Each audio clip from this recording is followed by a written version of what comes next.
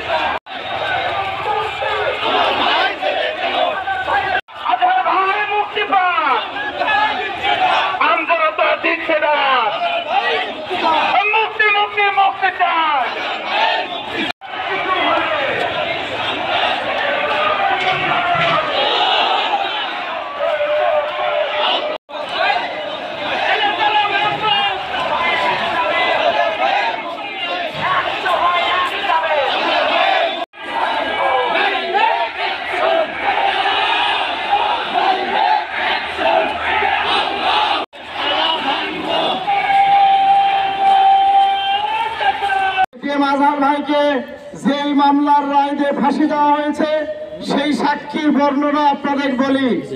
একজন মহিলা গাছের উপর চড়ে দেখতে পাচ্ছে 6 মাইল দূরে, 6 মাইল দূরে এটিএম আজহার সাহেব, তিনি তখন 17 বছর বয়স। এই বয়সের নেতা রংপুর গোটা নেতৃত্ব দিচ্ছে। 6 মাইল দূরে তিনি হাত দিয়ে ইশারা করছেন অমুক এলাকাকে জ্বালিয়ে দাও, অমুক এলাকাকে হত্যা করো। 6 মাইল দূর থেকে একজন মহিলা আবার গাছের উপর চড়ে দেখতে পাচ্ছে 100% মিথ্যা সাক্ষী দিয়ে তার ফাঁসির রায় দেওয়া হয়েছে। এত বড় মিথ্যা মামলা, মিথ্যা সাক্ষ্য দিয়ে যাকে জেলখানায় রাখা হয়েছে।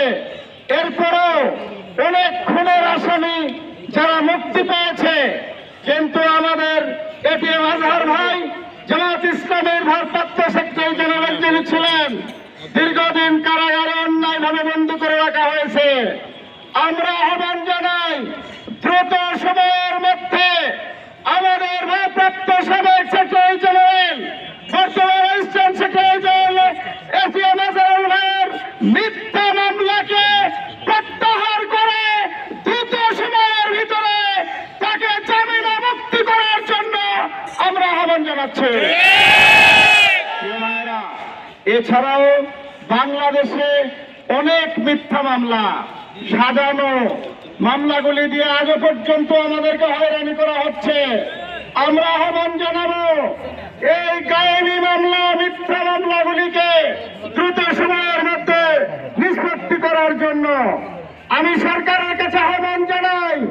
আজকের তত্ত্বাবধায়ক সরকার, তারা কোন দলের নয়, তারা যারা সত্যিকারের যারা জুলুমের শিকার, তাদেরকে দ্রুত সময়ের মধ্যে জেল থেকে বের করে দেওয়ার জন্য তারা এই আহ্বান আমরা রাখছি।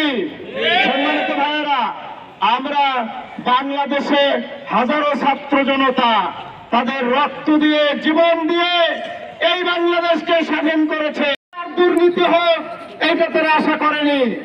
এই জন্য আপনাদের কাছে উদাত্ত আহ্বান, বাংলাদেশের জমিনে একটা দুর্নীতিমুক্ত দেশ আমরা করতে চাই। এই দেশে আর কোন স্বৈরাচার, কোন দুর্নীতিবাজ, কোন চাঁদাবাজ যেন ক্ষমতায় না আসে। জয়পুরহাটবাসীর কাছে আমার উদাত্ত আহ্বান, ঘরে ঘরে দুর্গ গড়ে তুলেন। আর বাংলাদেশকে আমরা স্বৈরাচারী কায়দা দেখতে চাই না। জামাত ইসলামী বাংলাদেশকে একটা দুর্নীতিমুক্ত সোনার বাংলা করতে চাই।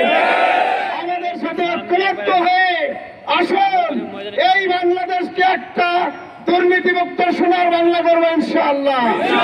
আল্লাহ আমাদেরকে তৌফিক দান করুন। আমি আবারও আহ্বান জানাই, এটিএম আজহার ভাইকে দ্রুত সময়ের মধ্যে মুক্তি দেওয়া হোক।